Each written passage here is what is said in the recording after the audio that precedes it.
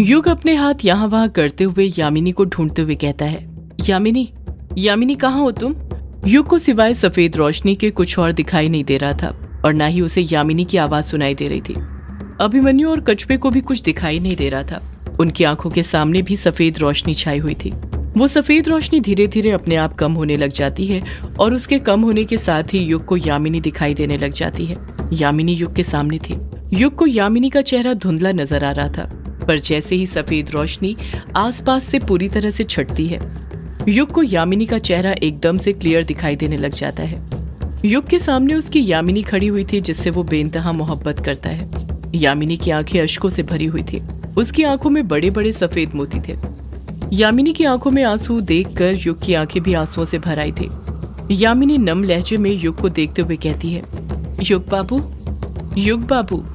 युग भी यामिनी की तरफ नम आंखों से देखते हुए कहता है, यामिनी, मेरी यामिनी। युग और यामिनी एक दूसरे को पुकारते हुए एक दूसरे के पास आने लग जाते हैं। वो दोनों जैसे ही एक दूसरे के करीब पहुंचते हैं, एक दूसरे को गले लगा लेते हैं। एक दूसरे से सांप के जोड़े की तरह लिपट जाते हैं। उन दोनों ने एक दूसरे को कसकर अपनी बाहों में जकड़ लिया था। वो दोनों बस एक दूसरे का नाम पुकारते हुए रोते जा रहे थे।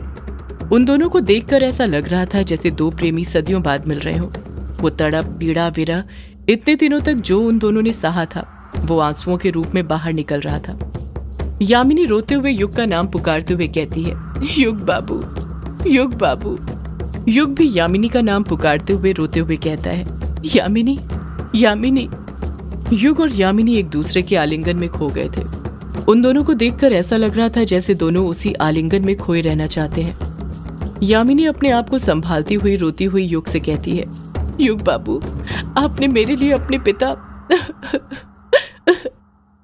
इतना कहकर यामिनी रोने लग जाती है। युग समझ गया था कि यामिनी क्या कहना चाहती है। युग यामिनी की बात को समझते हुए कहता है, मैं तुम्हारे लिए कुछ भी कर सकता हूँ यामिनी, कुछ भी। मैं तुमसे बहुत प्यार करता हूँ। मैं तुम्हें कभी नहीं खोना चाहता। मैं तुम्हारे लिए मर भी। युग अपनी बात पूरी कर ही रहा था कि तभी यामिनी अपना मुलायम हाथ युग के लबों पर रखते हुए कहती है, ऐसा मत बोलिए युग बाबू, आपको मेरे लिए मरना नहीं है बल्कि जीना है। हम साथ जिएंगे इस दुनिया में, देखना आप। युग खामोश रहता है और खामोशी के साथ ही यामिनी की आंखों से बहते हुए अश्कों को देखता रहता है। युग उन अश्कों को अपने हाथों से पोंछते हुए कहता है, रो मत यामिनी, तुम्हारी आंखों में आंसू अच्छे नहीं लगते।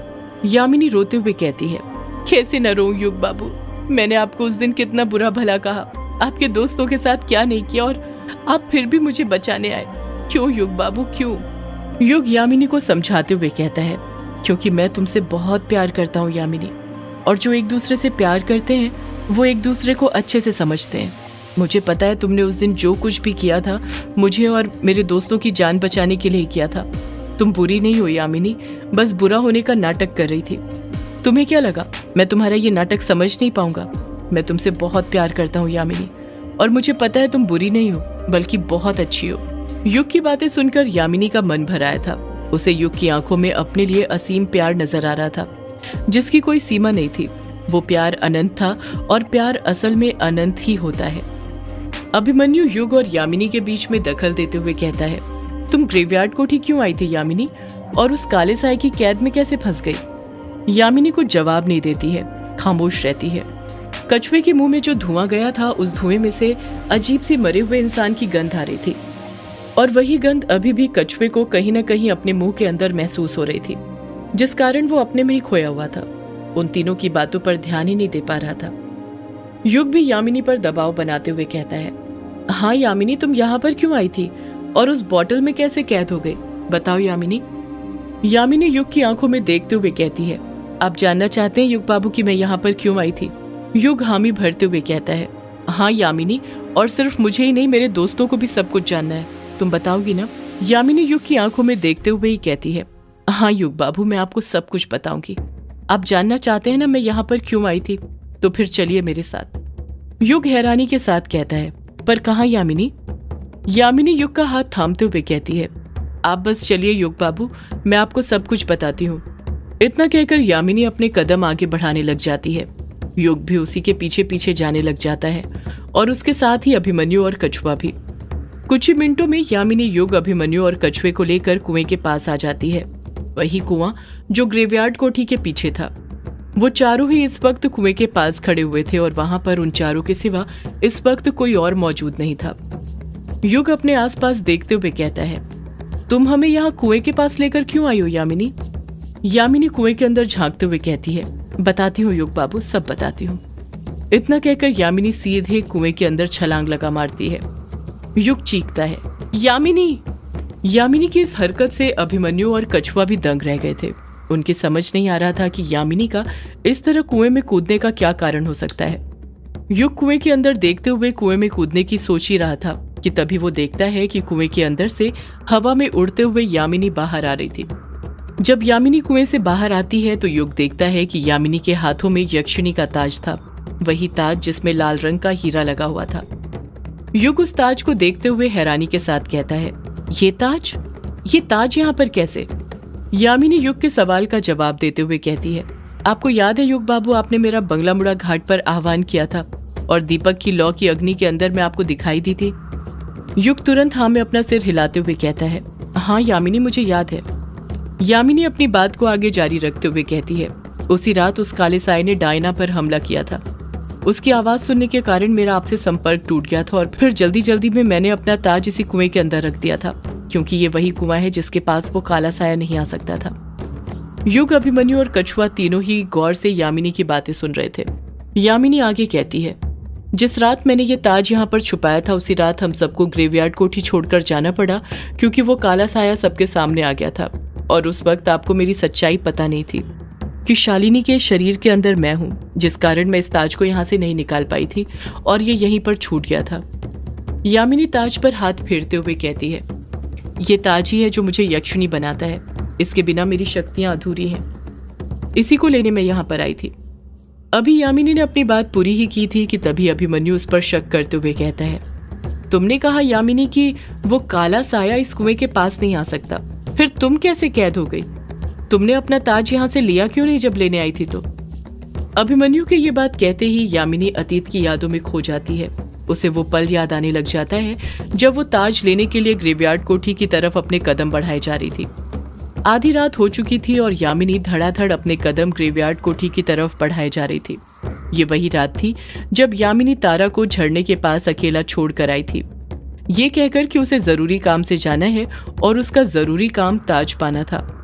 यामिनी अपने कदम आगे बढ़ाते हुए खुद से बड़बड़ाते हुए कहती है, मुझे मेरा ताज कुएं के अंदर से निकालना होगा, तभी मैं और तारा मिलकर उस काले साए का सामना कर पाएंगे, उसका अंत कर पाएंगे। यही बड़बड़ाते हुए यामिनी आगे बढ़ती जा रही थी। वो अभी ग्रेवयार्ड कोठी के पास पहुंची ही थी कि तभी वो देखती है कि ग्रेवयार्ड कोठी के ऊपर ढेर सारे काले बादल मंडरा रहे थे। उन काले बादलों ने पूरी ग्रेवयार्ड कोठी को ऊपर से घेर लिया था। आसमान में बार बार बिजलियां चमक रही थी, बादल गरज रहे थे।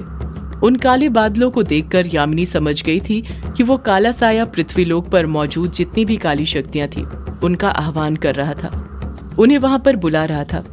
ये सब देखकर यामिनी कुछ घबरा सी गई थी। यामिनी खुद से बड़बड़ाती है, मुझे संभल कर जाना होगा। इतना कहकर यामिनी आहिस्ते आहिस्ते अपने कदम आगे बढ़ाने लग जाती है। यामिनी दबे पांव ही ग्रेवयार्ड कोठी के पीछे पहुंच जाती है। उसे कुआं दिखाई देने लग जाता है। यामिनी का रास्ता साफ था। उसे अपनी आंखों के सामने कुआं दिखाई दे रहा था जिसके अंदर उसका ताज था।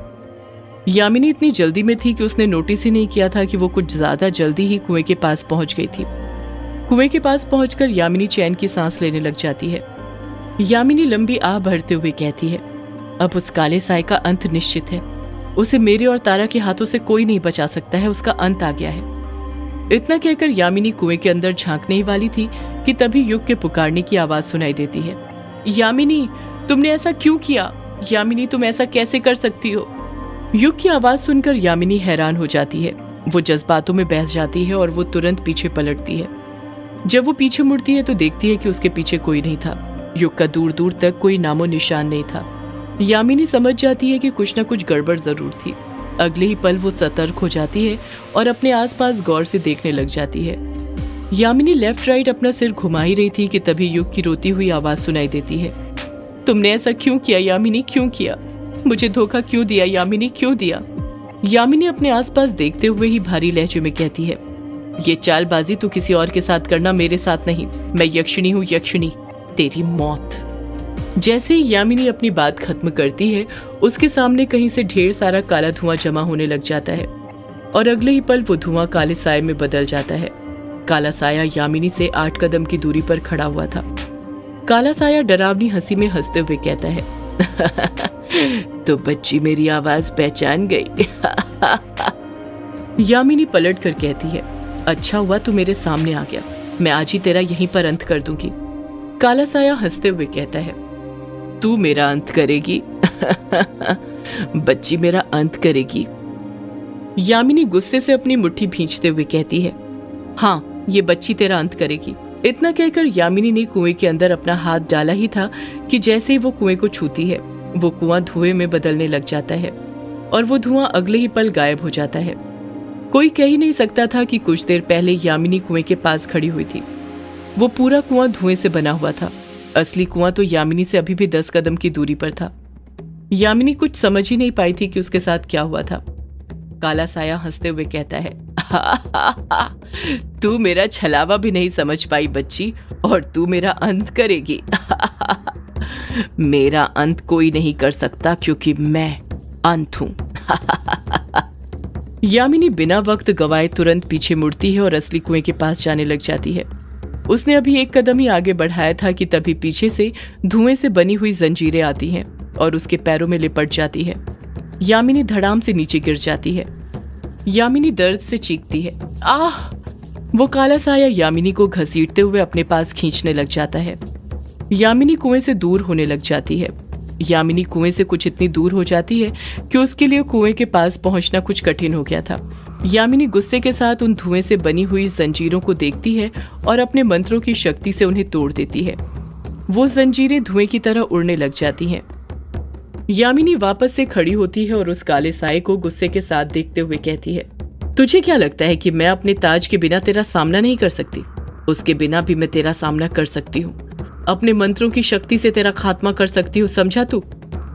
इतना कहकर यामिनी मन ही मन कोई सा मंत्र पढ़ती है और उससे काले साये पर वार करती है।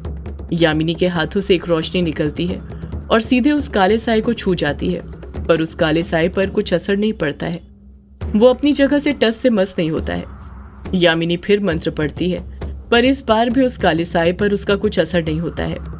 यामिनी एक के बाद एक मंत्र पढ़े जा रही थी, पर उस काले साये पर उनका जरा सा भी असर नहीं हो रहा था। यामिनी के कुछ समझ नहीं आ रहा था कि ऐसा कैसे हो रहा था। यामिनी मन ही मन घबराते हुए सोचने लग जाती है, ये क्या हो रहा है? मेरे मंत्र इस काले साये पर काम क्यों नहीं कर रहे हैं? सदियों से है पुरानी ये है यक्षिणी की कहानी। यक्षिणी एक आग है, यक्षिणी तेरा ख्वाब है।